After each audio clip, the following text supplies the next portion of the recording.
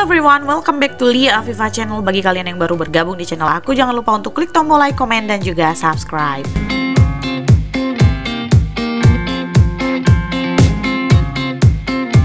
Oke guys, seperti biasa kita akan membahas materi pelajaran. Nah, materi kita pada hari ini adalah tentang news item text yang dipelajari pada kelas 9 SMP MTS Sederajat.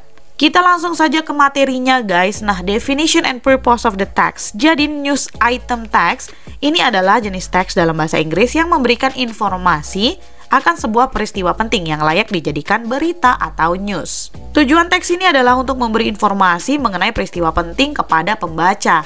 Nah, contohnya seperti pada koran, surat kabar baik online maupun cetak itu merupakan bagian dari news item text. Nah, text structure dari news item text ini apa saja sih?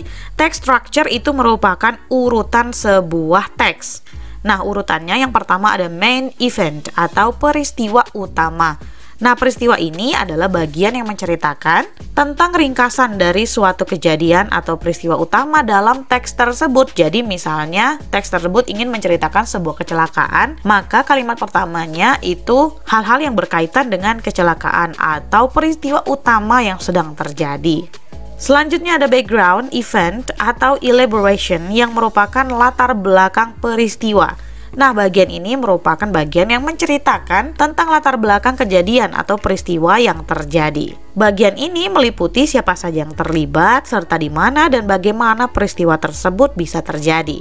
Jadi pada bagian ini adalah menceritakan biasanya tentang sebab bagaimana kecelakaan tersebut bisa terjadi dan yang terlibat siapa saja. Selanjutnya ada source atau sumber. Nah, ini merupakan bagian penting ya guys. Bagian yang menceritakan tentang komentar, saksi kejadian, pendapat para ahli, dan sebagainya mengenai peristiwa atau kejadian yang diberitakan. Ketika adik-adik sekalian menonton berita, biasanya akan ada wartawan yang meminta pendapat seorang saksi pada suatu kejadian. Nah, ini merupakan sumber supaya berita tersebut benar adanya dan tidak mengada-ngada. Seperti halnya juga misalnya berita yang ada di koran. Nah, adik-adik sekalian pasti melihat komentar dari seorang saksi kejadian. Oke guys, kita ke next slide. Nah, di sini ada example. Oke, di sini Miss akan membacakan teksnya dan adik-adik sekalian silahkan disimak ya. Kemudian bisa dipraktekkan secara langsung bagaimana cara membaca teks tersebut. Damien Galvin was on his way to work near Cork, Ireland, when he was surprised to receive a FaceTime call from his daughter Priya. The 5-year-old, who had recently learned to use FaceTime, rang in tears to raise the alarm that her mother had collapsed at home. She said mommy was drinking her tea and now she was on the floor, Galvin said. She turned the camera around and I could see my fiancé was very distressed. She couldn't get up. Mary had suffered a stroke. Galvin was some way from home, so he urgently rang Mary's sister, who sent her husband to the house. The front door was locked, but Priya managed to open the back door latch and let him in. An ambulance took Mary to hospital, where doctors credited Priya's quick thinking with saving her mother's life. With a stroke, time is precious, Galvin said later. My daughter doesn't know it, but she's a hero. Source, the journal. Nah, oke guys, ini merupakan salah satu contoh dari news item text. Di sini ada sebuah kejadian.